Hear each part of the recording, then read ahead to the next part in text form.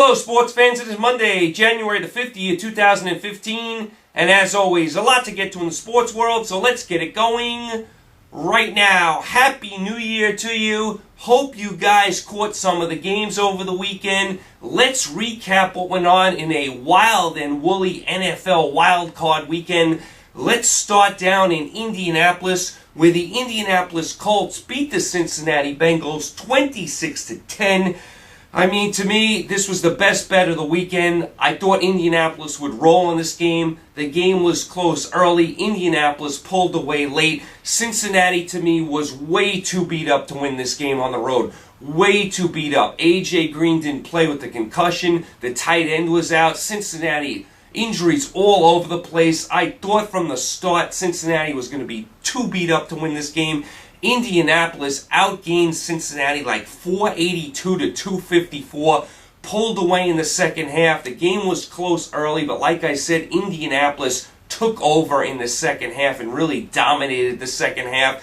I don't want to kill Cincinnati too much. I know they always lose in the playoffs. I know Marvin Lewis hasn't won a playoff game. I know Andy Dalton hasn't won a playoff game. But they were so beat up here. It was asking them a lot to go on the road and beat a good Indianapolis team. So I don't want to kill Cincinnati. They were just too beat up, too many injuries to win this game. Nice job by Indianapolis taking care of business in the second half, and they advance. Let's go down to Carolina, where the Carolina Panthers beat the Arizona Cardinals 27-16. Total yards in this game, Carolina 386, Arizona 78. Arizona had 78 yards of total offense, and I talked about this last week. I said, how is Arizona going to go on the road with their third-string quarterback and that offense and win? I mean, they just couldn't get anything going on offense. Game was close into the third quarter. Arizona was actually winning 14-13 in this game in the third quarter, and here's where the game changed, and there was some bad officiating in this game, as there was in the Dallas game, and we'll get to that game in a second.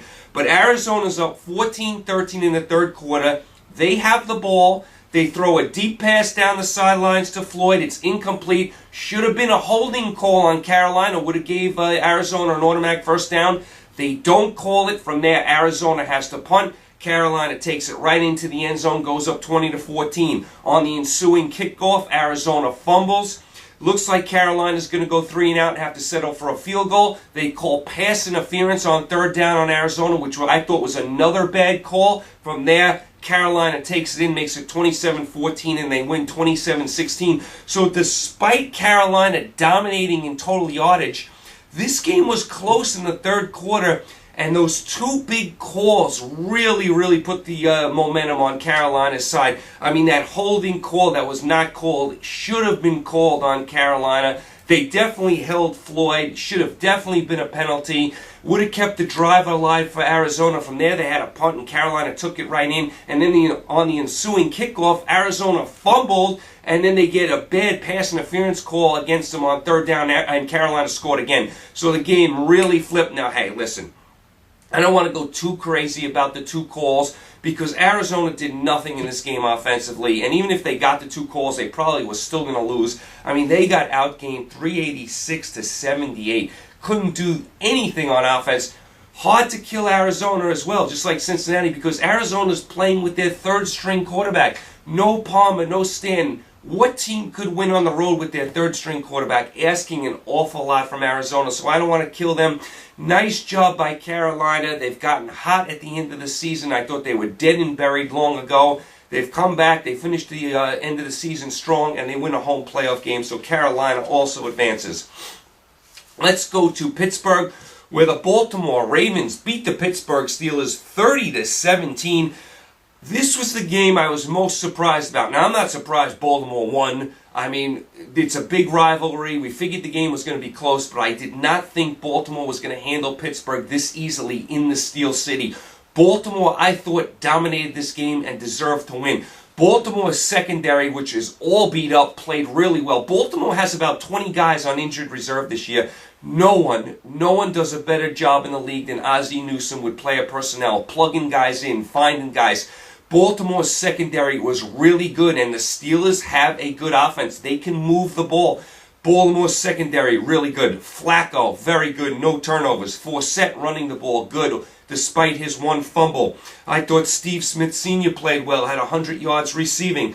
I thought Baltimore was the more physical team. I thought they pushed Pittsburgh around in their own building. I thought Baltimore deserved to win this game, and if it wasn't for Forsett's fumble, I think Baltimore would have put this game away much, much earlier. So I was very impressed with the Ravens. The Steelers, listen, they didn't have Bell, which is a major loss. I understand that. But they had 3 big turnovers. Once again, the Steelers had 8 penalties for 114 yards. We saw that all during the season. I mean, to me, the Steelers need a better defense. This is not the Steelers defense of yesteryear. They have to get some cornerbacks that can cover people. I've been saying it for years. The Steelers have no good cornerbacks. Ike Taylor is hurt, and he's not even that good anymore. Palomalo in the secondary looks like he's seen his better days. The Steelers, to me, look like they're playing all backups at corner. Can't win in this league like that. You need some top cornerbacks. I mean, the Steelers' best corner from a couple years ago, Lewis, ends up going to New Orleans a couple years ago. And then they signed Cortez Allen, who they thought was going to be a star. He spends most of his time on the bench. So the Steelers basically have all these backups playing starter, at the cornerback position. That's not going to get it done. Steelers really need to upgrade in the cornerback position. They said they were going to draft 2 corners last year. They didn't. I thought that was a mistake. They need to draft a couple of corners this year. Guys that can cover people. It absolutely killed them in this game. Flacco was finding open receivers left and right. Very, very disappointing loss for Pittsburgh. The penalties, the turnovers. You saw it from the Steelers all year. Very inconsistent play. One week they'd score 49, they look like a Super Bowl team. The next week they'd score 10 and they look awful. They look terrible in this game. I'll give them a small break because Bell was out. He's a major part of their offense.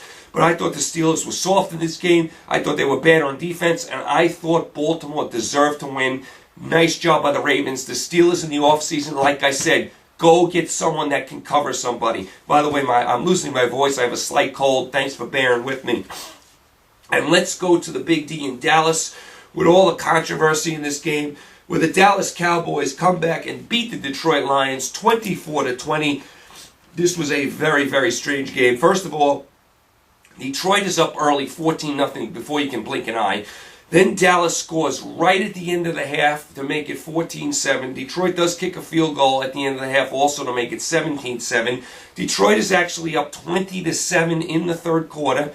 Dallas scores to make it 20-14. Dallas scores a field goal again to make it 20-17.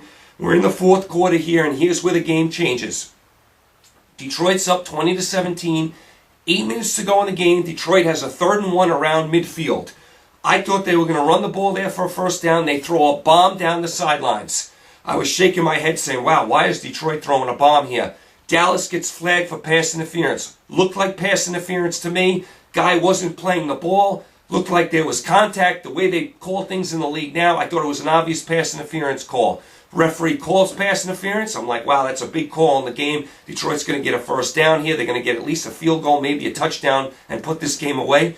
What happens? The ref picks up the flag. No one knows what's going on. The announcers don't know what's going on. The crowd's cheering because they love it. No explanation. Then Dez Bryant, when the flag was originally thrown, Dez Bryant runs on the field without his helmet and is yelling at the official. No flag called there. What's going on with the officials in this game? I mean, how do you let both of these calls go?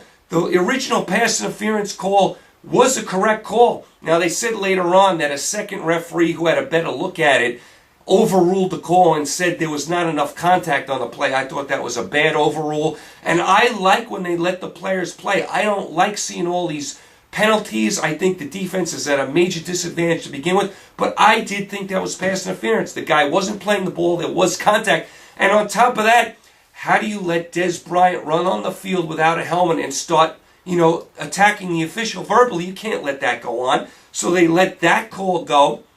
So Detroit, instead of a first down deep in Dallas territory, it's 4th and 1 at midfield. Now, I thought Detroit was going to go for it, especially since on 3rd and 1 they threw a bomb down the field. You figure, okay, they're looking to take a shot here. They'll go for it on 4th down.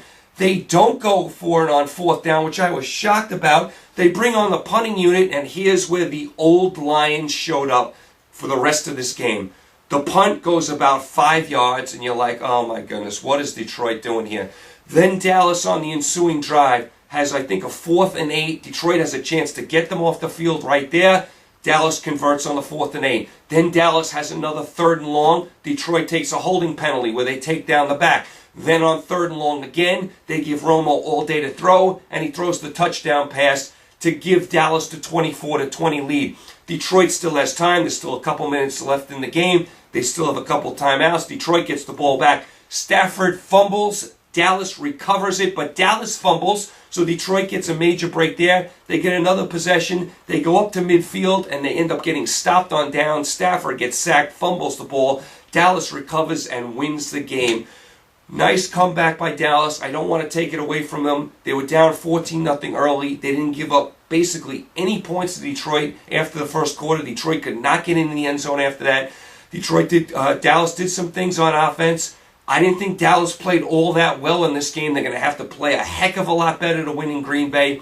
Give Dallas credit for coming back and winning the game. They made big plays when they had to. Now, I don't want to make this all on the officials, but those 2 calls against Detroit were absolutely awful. First of all, when they picked up the flag, it was definitely pass interference. And then even if you pick up the flag there, you have to give Dez Bryant a personal foul call. You can't have a player running onto the field without his helmet, attacking the official, and just let it go. You just cannot do that. I'm sorry, but Dallas got away with 2 flags there. I thought it was pass interference. I thought Dez Bryant should have been flagged as well.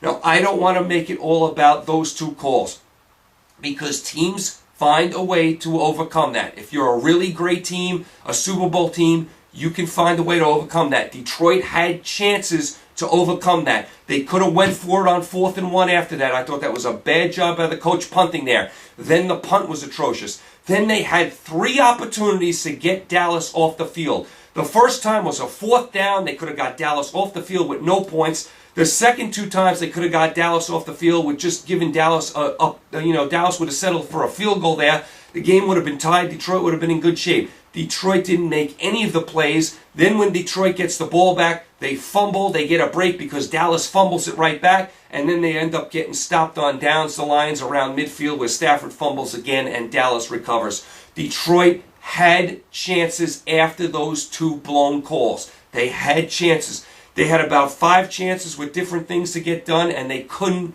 get any of them done. They should have went for it on 4th down and 1. They punted. The punt was a disaster. Then 3 times they could have stopped Dallas on defense. They didn't stop them once. Then they had 2 opportunities on offense to go down and score. Couldn't do it. So Detroit had opportunities.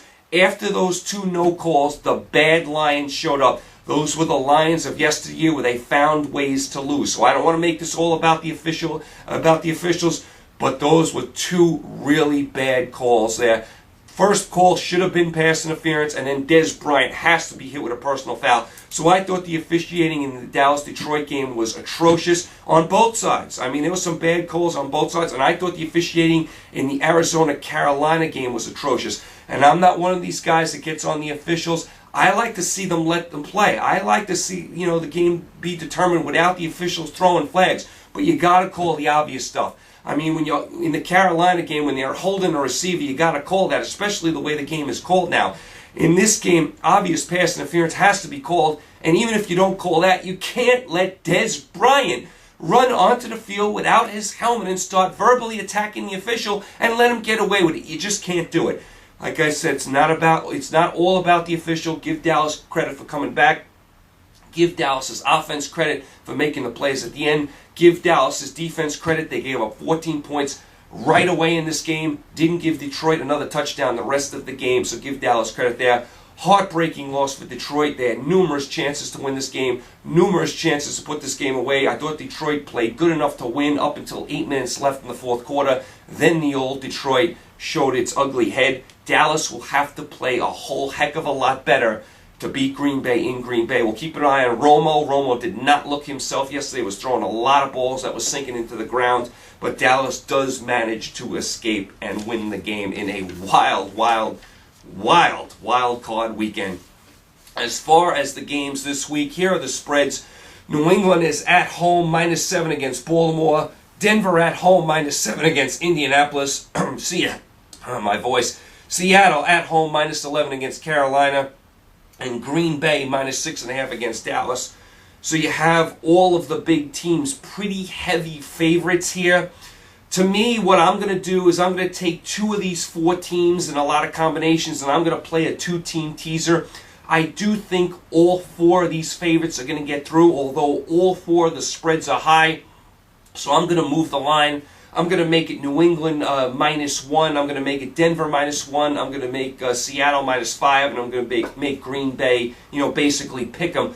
With a two-team teaser, you get 6 points. So I'm going to move the line. Now, if you ask me who I'm most confident in, I think Seattle is going to win for sure. I mean, the spread is 11, so I'm going to move it down to 5. Seattle, I would be the most confident in. Second, I would be most confident in Denver. Denver -1 against Indianapolis. I can't see the Colts going into Denver, where Denver scored 1,000,000 points this year with Peyton Manning and an off week. As much as I like the Colts, I don't think they can get it done in Denver. So Seattle and Denver, I'm going to really look, to play those teams in combinations. I do think New England will get through, although I do think it could be a close game.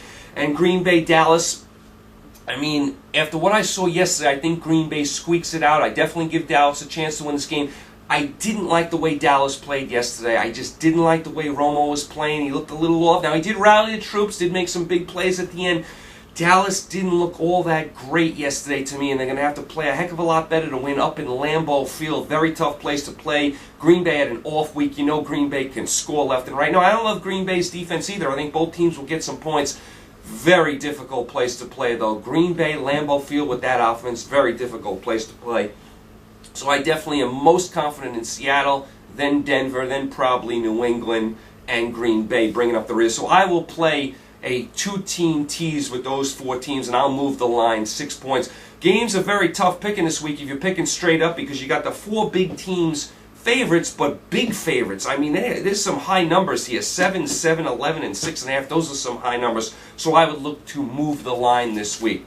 Real quick on the college football. Oregon beat Florida State in the first semifinal. This game was close into the third quarter, and then Florida State had 4 billion turnovers. Oregon just pulled away. You can't turn the ball over against Oregon. They scored too quickly. This game got out of hand. It was a close game, but once Florida State started turning over the ball, Oregon just blew them out. And how about Ohio State beating Alabama? Ohio State, playing with their third-string quarterback, down 21-6 to Alabama, rallies and wins the game. What a tremendous job by Ohio State. Urban Meyer has done a great job coaching this team. If Ohio State beats Oregon, this is one of the coaching jobs for the ages. Your third-string quarterback, what a job by Ohio State winning this game. When they were down 21-6, I said, this game is over, and they came flying back, made big plays on defense. Now, I thought both teams handled the clock poorly at the end of this game. I thought Ohio State did a terrible job giving the ball back to Alabama with that much time left. Instead of running the ball, Ohio State was throwing bombs down the field. And then I thought Alabama's clock management on that last possession was absolutely atrocious. Took way too much time getting down the field. But a great, great job by Ohio State. So that sets up the championship game on January 12th. That's a week from today. Oregon -7 against Ohio State. I'll tell you, looking at it right now, and I'll get into my pick of that game probably next Monday. I'll have my friend Joe over next Monday. You gotta like Oregon. I mean, you have to like Oregon. It looks like Oregon, Gia, they're on a roll. They're scoring 1,000,000 points. It would be a Herculean effort if Ohio State could pull this off, but I won't count them out. I never thought they'd beat Alabama. And here's another thing on the college football. Does anybody play defense in college football? I mean, they have it so set up where all these offenses play these spread offense and these up-tempo offenses, and all the rules are against the defense. No one plays defense anymore. Who would you say in college football is the best defensive team? You can't even name one. Every score of these bowl games, the winner of the game had over 30 points. Sometimes both teams had over 30 points. Sometimes both teams had over 40 points. The scores of these bowl games are all like 45-31, 38-31, 56-52, 60-56, 38-31. There was no defense in these bowl games. And to me, that sets up great for a team like Oregon. They love offense. They love these type of games. So to me, Oregon is in the right place at the right time. There is no defense being played in college football. Like I said, if I asked you who is the best defensive team in college football this year, who would you say? I couldn't even come up with a team that played decent defense this year. I looked it up, and I think the team that led the league in total defense in college football was Clemson. Clemson, who gave up like 50 points to Georgia and lost 3 games to their toughest opponents.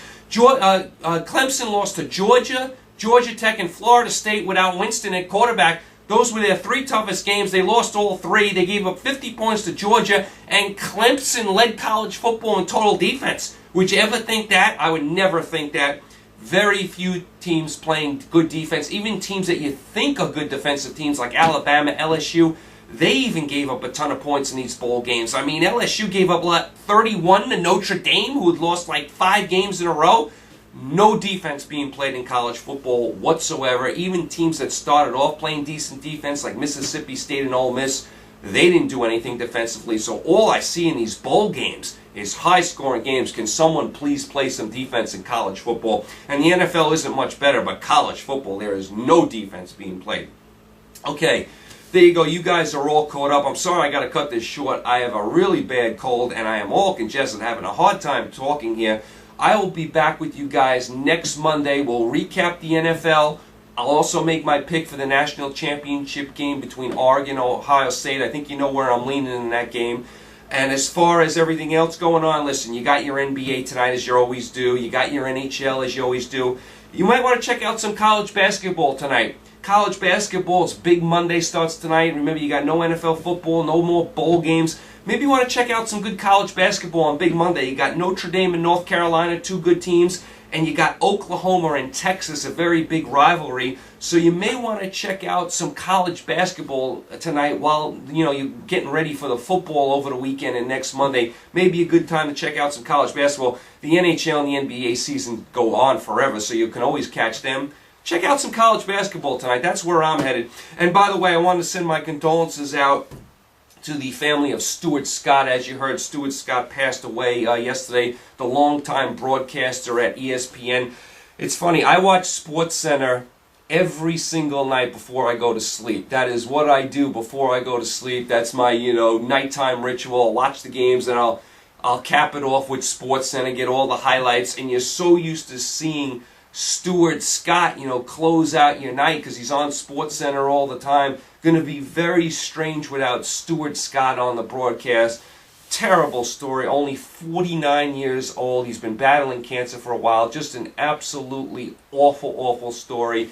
Died way, way too young. So we send our condolences to the Stuart Scott family and his daughters. Just a terrible story. Stuart Scott, you will be missed. All right, so there you go. You guys are all caught up. You guys are all set. I will talk to you guys next Monday. Hopefully my voice is back because I'm losing my voice. I'm all congested. I told you, before my sister had 3 kids, I never got sick. As soon as she had 3 kids, my nephews get me sick all the time. And here we go again, starting off 2015 just like we ended 2014 with another cold.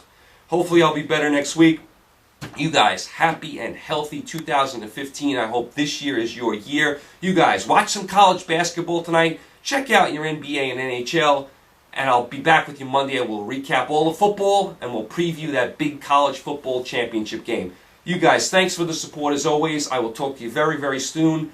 Stay happy, healthy, and safe. Talk to you next Monday. Take care.